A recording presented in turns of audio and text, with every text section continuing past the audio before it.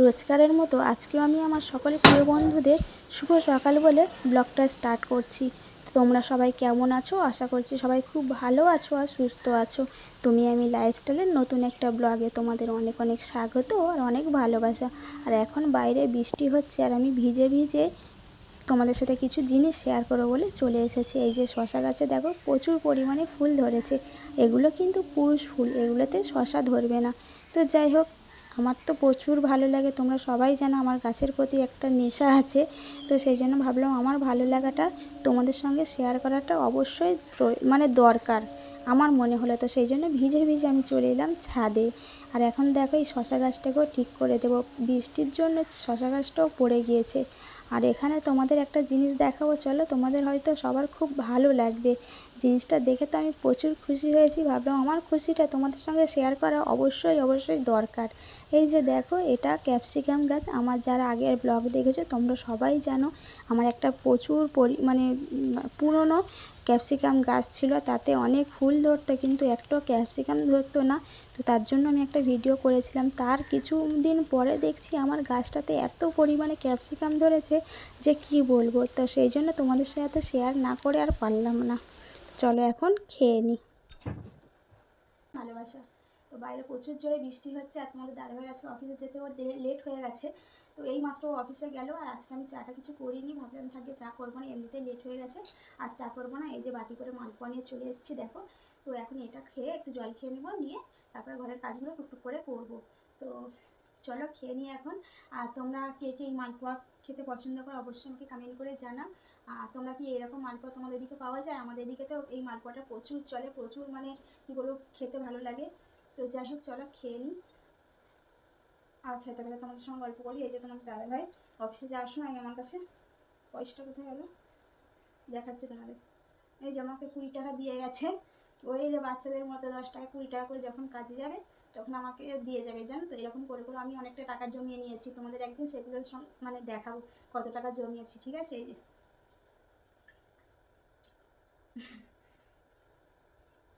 এই যে 20 টাকা দিয়ে গেছে আজকে। ও প্রায় এরকম 10 টাকা 20 টাকা ওর কাছে খুচরো থাকলে না ও দিয়ে আমাকে যায়। তো আজকে ওর কাছে 20 টাকা ছিল, বললো এটা রাখো।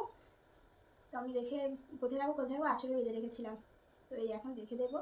এরকম করে করে অনেকটা টাকা জমিয়েছি। তো আমার মতো কারা কারা এরকম টাকা নিয়ে জমাও অবশ্যই কিন্তু আমাকে কমেন্ট করবে, ঠিক আছে।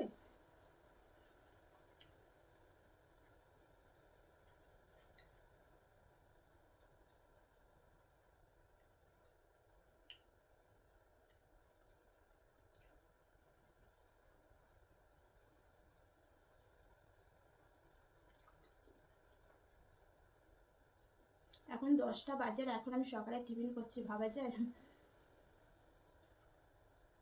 রোজ তাড়াতাড়ি করে নিই, যেহেতু আজকে বৃষ্টির জন্য একটু লেট হয়ে গেছে না, তো এই জন্য আমার সকালে টিফিনটাও লেট হয়ে গেছে। এই যে নিম্নচাপ ধরেছে, কবে কখন থামবে কিছুই বোঝা যাচ্ছে না। পুরো মানে সাদা আকাশের মেঘ, তার সঙ্গে বৃষ্টি। ভাল লাগে না, সারাটা দিন এইরকম অবস্থা মনে হয় হবে।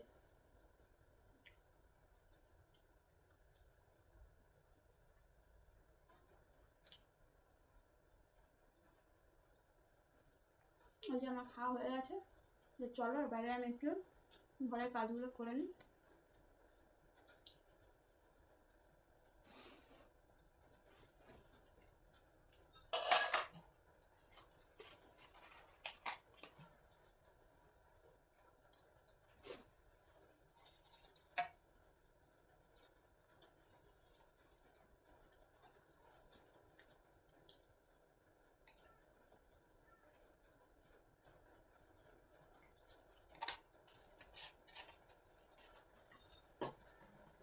কালকে দিয়েছিল 2 টাকা, সেটা আমার খোলা হয়নি, আঁচলেতেই ছিল।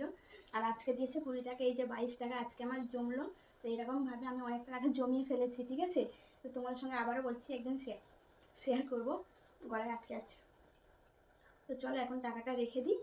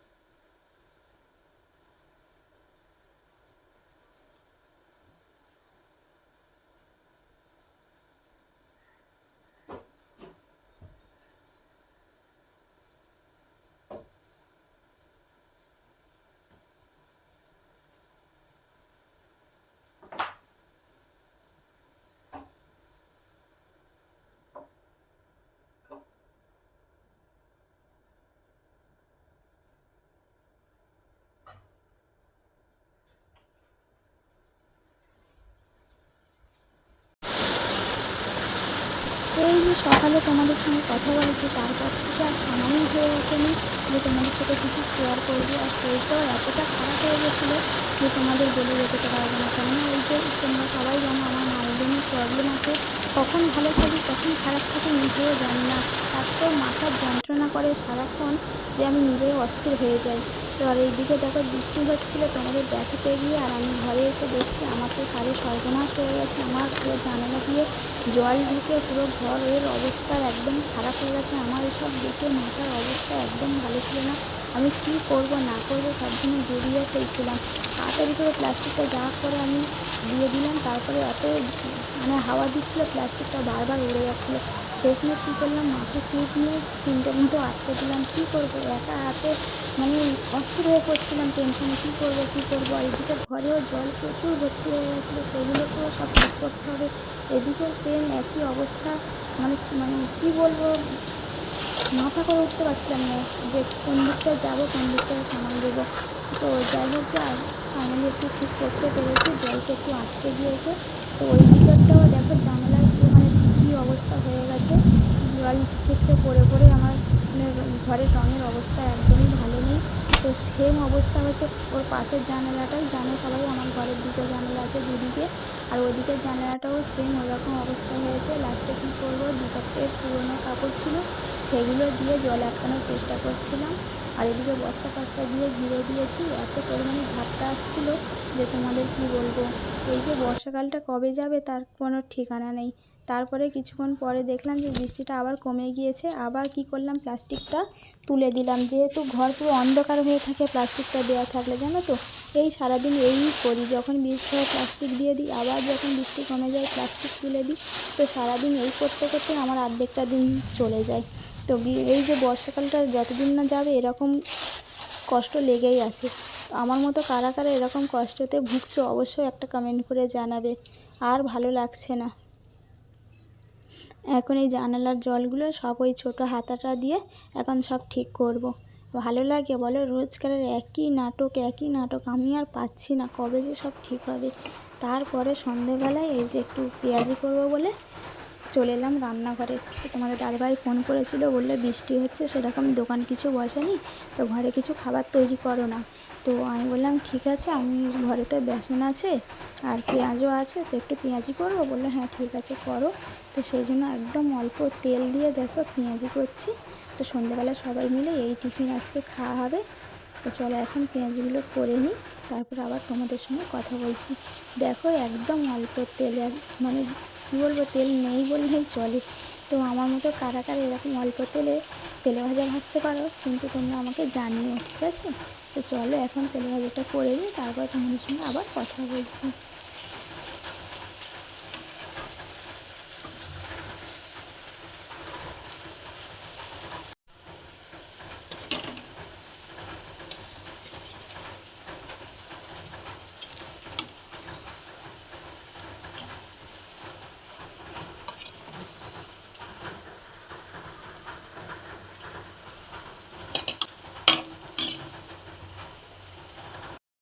এই যে আমার পুরো রেডি হয়ে গেছে পেঁয়াজি, ওরা অনেকগুলো হয়েছে, 4টে করে ভাগে হয়েছে সবাইয়ের। তো চলো এখন খেয়ে নেওয়া যাক। এটা তো আমি ডেকোরেশন করছি।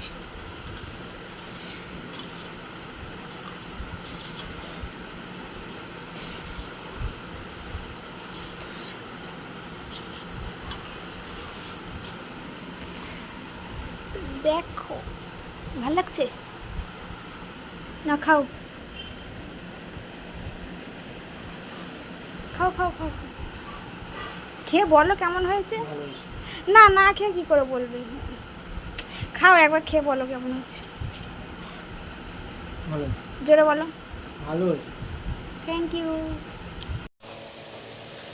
এই যে সন্ধ্যে খাওয়া দাওয়ার পরে আবার রাতের খাওয়ার জন্য রেডি হয়ে গেছি, আর এখন আমি রান্না বসিয়ে দিয়েছি। ভেবেছিলাম যে ভিডিওটা শ্যুট করবো না, কেন একা হাতে রান্না করতে করতে ফোন ধরতে গেলে না খুব অসুবিধা হয়। আর যেহেতু এই ফোনটা একটু নতুন, একটু মায়া লাগে, কেন মানে তেলের জন্য না ফোনটাতে বড্ড অসুবিধা হয়, সামনে তেল লেগে যায়, ধোঁয়া ধোঁয়া হয়ে যায়। ওই জন্যই ভেবেছিলাম যে ভিডিওটা শ্যুট করবো না, ওখানেই ভিডিওটা স্টপ করে দেবো। তো আবার ভাবলাম চলো আমার বন্ধুদের সঙ্গে সবটা শেয়ার করছি, আর রাতের খাবারটা শেয়ার যদি না করি একদমই ভালো লাগে না। তো সেই জন্য আবার একটা হাতে ফোন আর একটা হাতে খুন্তি এই করেই ভিডিও করছে। কথায় আছে না, যে রাঁধে সে চুলোও বাঁধে। তো আজকে আমার কথাটা একদমই মিলে গেছে আমার সঙ্গে।